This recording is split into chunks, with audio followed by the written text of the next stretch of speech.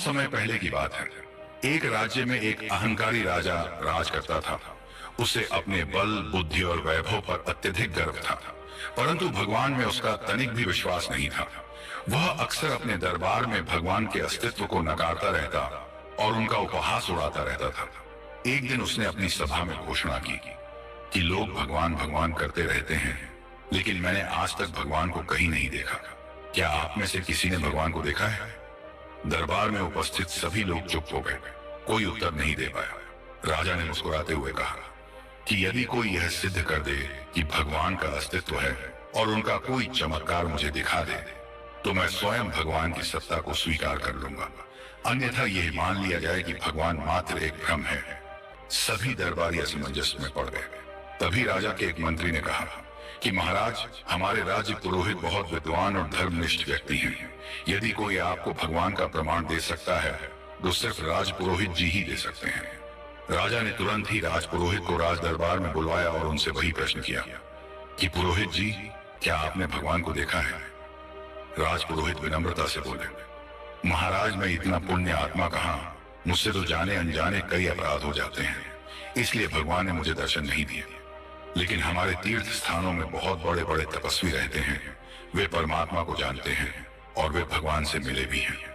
राजपुरोहित की बात सुनकर राजा कहता है, तो ठीक है, आज से 15 दिन के अंदर किसी भगवान को जानने वाले तपस्वी को हमारे सामने उपस्थित करो, नहीं तो आज से ठीक 16वें दिन आपको फांसी दे दी जाएगी।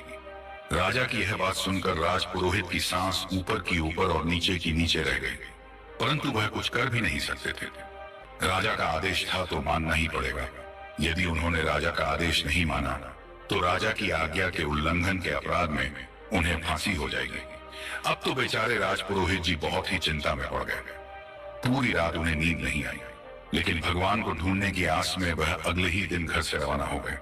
दूर दूर तक तीर्थ स्थानों पर भटकते रहे और उन्हें जो भी साधु सन्यासी मिलता उसी से पूछने लगते कि क्या आपने भगवान का कोई चमत्कार देखा है, परंतु हर ओर से उन्हें इनकार ही सुनना पड़ा।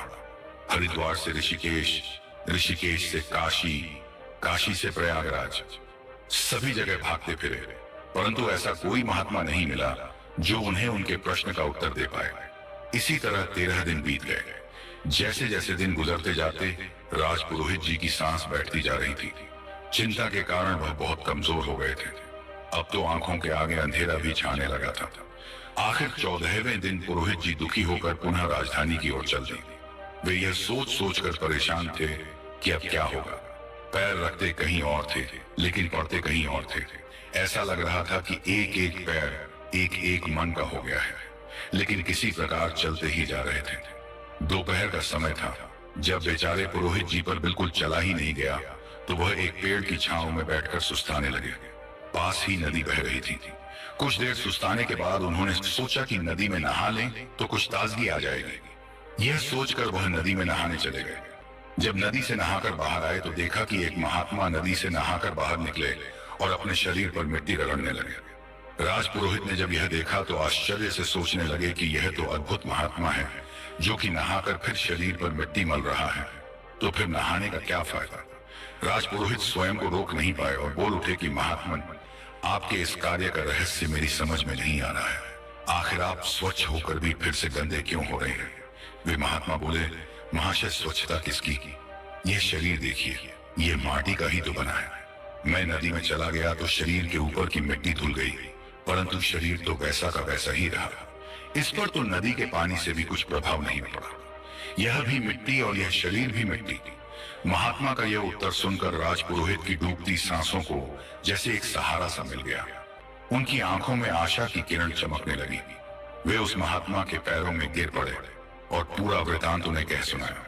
साथ ही यह भी कह दिया कि महात्मन, सिर्फ आप ही राजा को उसके प्रश्न का उत्तर देकर संतुष्ट कर सकते हैं, नहीं तो कल शाम तक मुझे फांसी दे दी जाएगी। महात्मा ने कहा कि तुम चिंता मत करो, भगवान स्वयं अपने भक्तों की रक्षा करते हैं। मैं कल 12 बजे राज दरबार में अवश्य पहुंच जाऊंगा। यह सुनकर राज पुरोहित की जान में जान आई और संत के चरणों में सिर झुकाकर वे अपने घर को चले गए। अगले दिन राज दरबार लोगों से खचाखच भरा हुआ था। सभी यह देखने को उत्सुक थे कि संत राजा को भगवान का चमत्कार कैसे दिखाएंगे। ठीक 12 बजे संत दरबार में पहुंचे। उनके चेहरे पर एक दिव्य तेज था। राजा ने संत को देखा और व्यंग्यात्मक स्वर में पूछा, तो महात्मा जी, क्या आपने भगवान को देखा है? संत मुस्कुराए और बोले, महाराज, मैं आपके प्रश्न का उत्तर अवश्य दूंगा, लेकिन पहले एक बात बताइए कि शंका करने वाला बड़ा होता है या शंका का उत्तर देने वाला? राजा ने सहजता से कहा कि निश्चित ही उत्तर देने वाला बड़ा होता है। संत बोले, महाराज, अब क्योंकि मैं आपके प्रश्न का उत्तर दे रहा हूं तो मैं बड़ा हुआ, इसीलिए आप सिंहासन से नीचे आइए और मुझे वहां बैठने दीजिए। राजा ने सोचा कि थोड़ी देर नीचे बैठ जाएंगे तो क्या फर्क पड़ेगा। यही सोचकर राजा सिंहासन से नीचे उतर गया और संत सिंहासन पर बैठ गए। नीचे उतरकर राजा ने कहा कि अब बताओ, क्या तुमने भगवान को देखा है? संत सहज भाव से बोले, हाँ महाराज, हर समय देखता हूँ, मैं तो उसके साथ ही रहता हूँ, अब भी देख रहा हूँ, मेरा तो वही सब कुछ है, हर कण में हरि व्याप्त है। संत का उत्तर सुनते ही राजा बोल उठा, परंतु हमें तो कहीं नहीं दिख रहा। संत पुनः बोले कि भगवान आपको कैसे दिखेगा? आप अभी तक अपने आप को राजा ही समझ रहे हैं। लाइए यह राजदंड और मुकुट भी मुझे दे दीजिए, अपने आप को मात्र एक साधारण इंसान समझकर देखिए। इस पर राजा ने अपना राजदंड और मुकुट भी उस संत को दे दिया और घमंड भरे स्वर में बोला, क्या अब आप मुझे भगवान का कोई चमत्कार दिखा सकते हैं? संत मुस्कुराकर बोले कि चमत्कार ही चमत्कार हो रहे हैं, क्या अभी यह कम बड़ा चमत्कार हुआ? राजा गुस्से से बोला, कैसा चमत्कार? मैंने तो कोई चमत्कार नहीं देखा। संत मुस्कुराकर फिर से बोले कि आप बहुत अजीब बात करते हैं।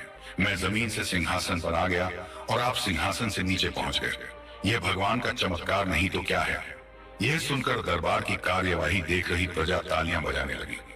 राजा क्रोध से चिल्लाकर बोला, अरे धूर्त साधु, मैं तेरी चालाकी खूब समझता हूँ। सैनिकों, इसे गिरफ्तार कर लो, यह भागने ना पाए। संत बोले कि राजदंड और मुकुट जिसके पास हो वही राजा होता है। अब राजा आप नहीं बल्कि मैं हूँ। अब यह सैनिक आपका नहीं बल्कि मेरा आदेश मानेंगे। इतना कहकर संत ने आदेश दिया कि सैनिकों, इस अत्याचारी राजा को तुरंत गिरफ्तार कर लिया जाए।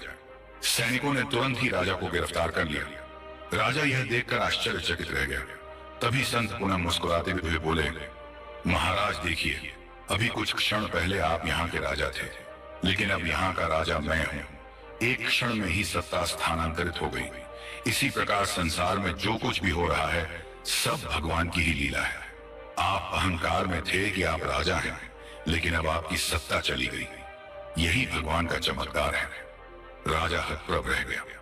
उसने महसूस किया कि उसने अपने अहंकार में आकर कितनी बड़ी भूल कर दी थी। वह संत के चरणों में गिर पड़ा और बोला, महात्मा जी, मुझे क्षमा करें। अब मैं समझ गया कि भगवान सर्वत्र हैं और अहंकार के कारण ही मैं उन्हें देखने में असमर्थ था। संत मुस्कुराए और बोले कि भगवान विश्वास का नाम है। यदि विश्वास हो तो पत्थर में भी भगवान है, और यदि विश्वास न हो तो स्वयं भगवान सामने खड़े हों तब भी दिखाई नहीं देंगे।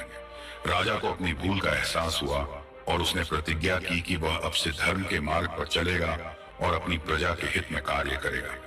संत ने सिंहासन छोड़ दिया और कहा कि मुझे सत्ता में कोई रुचि नहीं, मेरा कार्य पूरा हुआ, अब मैं चलता हूँ। आप न्यायपूर्वक राज्य चलाइए। यह कहकर संत वहां से चले गए।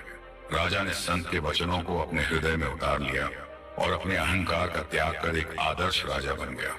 तो दोस्तों, कहानी के बारे में अपनी अनमोल राय हमें कमेंट में अवश्य बताइएगा, और कहानी पसंद आई हो तो इसे एक लाइक और शेयर अवश्य कर दीजिएगा। कहानी अंत तक सुनने के लिए बहुत बहुत धन्यवाद।